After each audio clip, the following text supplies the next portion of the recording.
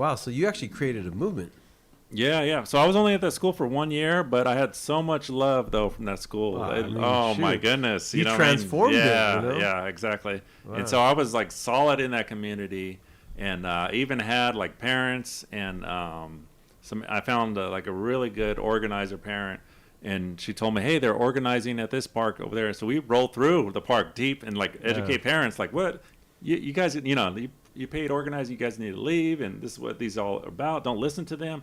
I'm president of the Pacoima Neighborhood Council, and throwing my weight around there. I live right here, so. You're like the organizer king, very much. Yeah, and so, anyways, did all that. We did some like amazing. I can go on and on about like stories I did in Pacoima, like organizing. Like I got really involved and met some good organizing groups actually out there, and became part of them. And it was great.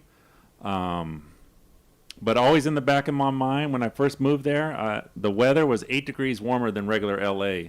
And so that San Fernando heat was killing me, and so I was doing construction, so you got to cut outside, so you got to go in and out the house, and so that sun was draining me, and that's when I got homesick. And it's a bedroom community, and I missed LA, it was very lively, and so much more going on there. And I was like, what you guys do out here? Like, we go to house parties, house party. Like, well, I don't know people who got house parties, so I'm stuck, there's no bars around here, like, so that's when I was like, man, I want to go home. Michigan City, the Bay.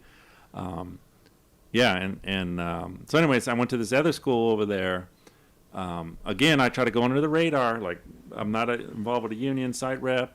And they had a union rep, but I wasn't going to say anything. And I don't know how they found out, but they asked me to be the union rep there, and I became the union rep because I was involved with the PTA there and the school site council, and I don't know how they needed someone too, and so I stepped into that role, very casual, under the radar. But then the strike came around, and that's when so here's the thing is why I was so effective is because whenever there's a crisis, that's what brings people together. And so at my other school, when I got hired. And that's a good story too, why I got hired there too. But so I got hired. We had a good principal that everybody liked him, so they got along. So only when people are in crisis, there's a conflict where people come together. And so people were not coming together because there was no crisis, there was nothing to bring people together, no issue, until the strike though. And so the strike happened, and I told them that weekend. So I did a press conference. I said, we're going to do. And what's hard is people were involved with the union. They don't want to help out. Like that's a union thing. That's not us. And so, anyways, how do you bring people together? And so, I brought people together. That's so hard to do when there's no issue to bring people together. And I told them, I said, look, nobody wants to go on strike. And so, what we're going to do is we're going to do a trial rehearsal. We're going to have speakers. We're going to do this, and we're going to have our chants. Here's our chants we're going to do. And I called a press conference too. Wow. We got on the news too, and I rolled my truck up, the back of the truck, dropped it down, and we had our speakers. We had a speaker out there, had my colleagues' kids, they were speaking, and had our other speakers. We had our chants, and and we had practicing. I made them practice marching with a picket sign, and so they did that, and they put that on film. Like, look how serious United Teachers Los Angeles are. They're practicing, so they ran that story, and.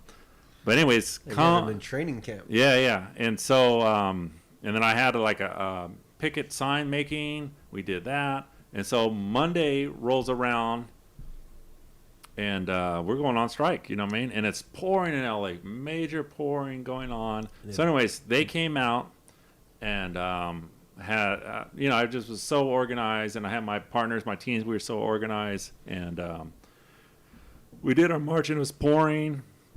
And it was such a blessing, though, to have that rain, even though it was so hard, though, like pouring down, you in the picket, and miserable. And then we marched down to downtown. We had 50,000 in the street. 50,000 people? 50,000 people in the street. While it was raining. While it was raining. And it was so graphic, too, the rain coming down. We're just marching, just struggling. We got our signs, and the city shut down. And so, like I said, the blessing was the rain. Parents... a lot of parents don't take their kids when it's raining sometimes to school, and so they stayed home. Like, but what was cool that first day, I remember this one parent. We're like, come on, let's go, and she got in the car and she went.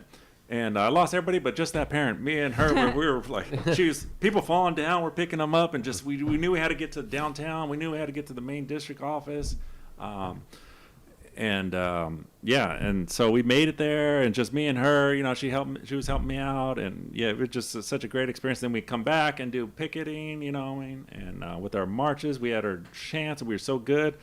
And it was such a beautiful thing. And so that happened like every day. We do stuff like that. And what was I gonna say? Oh, when I came home, it was like I worked a construction job. I was so tired, exhausted, and then just exhausted. Then I wake up super excited. Let's do it again. You know, I mean, just super pumped up. Like, we're gonna do it again. That's how you know it was your passion. You're passionate about it. So you put me in the street, I'm a freak out there. You know. They say when a man finds his purpose, he comes alive. Yeah. So I was alive during that strike. Oh my goodness, that was so good. And then one of the other highlights also was everybody was together. It was kind of cliquey at my school, but we were together. We were breaking bread together. Went out to lunch together. Man, it was great. In the city, you know, I mean, that was one time in LA where we ran the city. You know, I mean, we were the gods of the city. You know, I mean, we were getting free food. Man, it was great. You know, giving free rides, free metro. It was great though. We were running the city.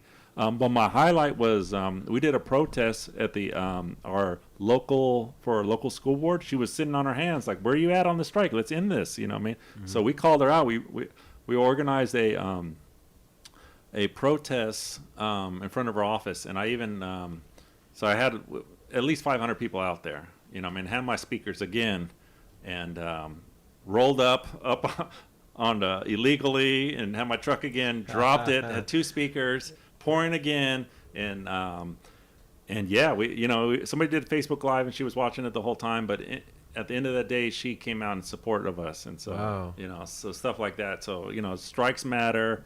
All the little things that happened during that. The Mayor Garcetti was in the middle. He let us use the office for negotiations, and we got every single thing we wanted, and it wasn't about money. We got a nurse at every school, social workers, psychologists. We had some for special ed. We had class size reduction. It was like everything. Our kid, green space for kids. You know what I mean? When I did that soccer league, it was all cement. I mean, there was no grass the kids would play on. Yeah. So stuff like that, community schools, like so much stuff we got. LA's a lot like that though. It just seems like you've always been in the right place at the right time as far as crisis goes in your career,